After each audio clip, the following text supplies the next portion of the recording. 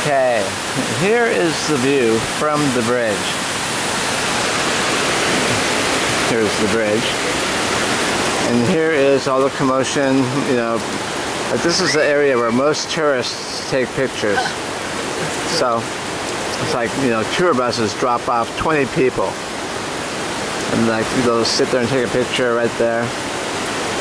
And so, but we kind of climbed the bridge over there, wiggled our way through the bushes, ended up by the first waterfall. That was kind of cool. One thing you don't see down there is that waterfall up there. And that one's kind of cool too.